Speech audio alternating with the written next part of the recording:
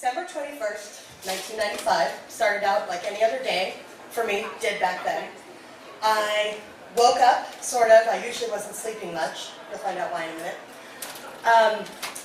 Sort of made myself presentable, went to my job, which was literally 20 feet away. I went out my back door, through the gate to my neighbor's door, and went to work there. My neighbors were a lovely couple named Mary and Mary Jo. They had a band called Destiny and a dog called Freedom. They were adorable. They ran a balloon store. I made $5 an hour selling balloons. It was awesome.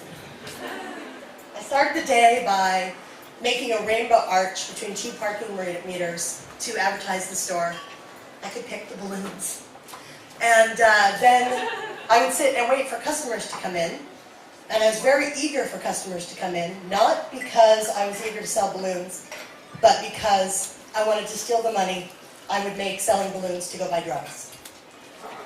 So, it was a good day that day.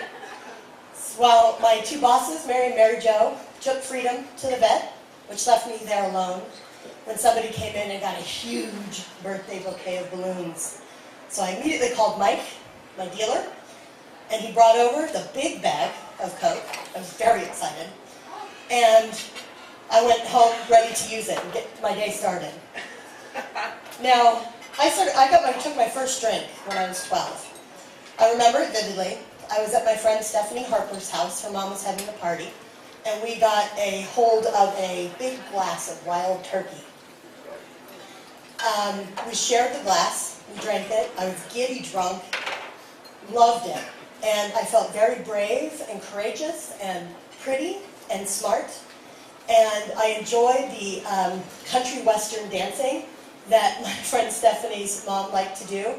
So I went in and learned how to two-step on a dining room floor covered in salt with a guy who was beyond too old to be my father, who held me entirely too closely for me being 12. And I just thought it was the best thing ever. By the time I was 13, I was drinking every day. I drank all through high school. Then I moved to Philadelphia when I was 18, and I was like, bars! These are so great! They have guys that will buy you drinks and then go home with you and have sex with you. It was awesome. So I began many, many years of being a straight-up bar whore.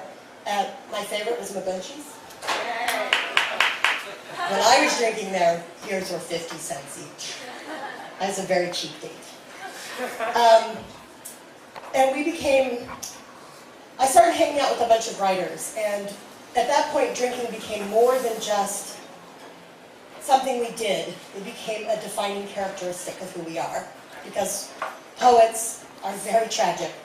We in fact called ourselves, and I'm not kidding, the Dead Pool, because we were that full of ourselves and wildly romantic, and we were betting on who was going to die first.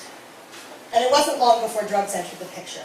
By summer of 1995, we were snorting coke on a pretty regular basis, and then somebody introduced heroin, and then, before you knew it, I was like, hey, I have access to needles at work, and boom, I was shooting up. So, several things happened that changed things. First, my best friend and roommate went into rehab. This was kind of startling, because that meant there was a problem. So I decided to quit heroin on my own cold turkey. By the way, if you decide to do that, don't invite your mother. Because when she asks you halfway through the second day if there's anything she can do for you and you say go to North Philly, she doesn't think that's funny.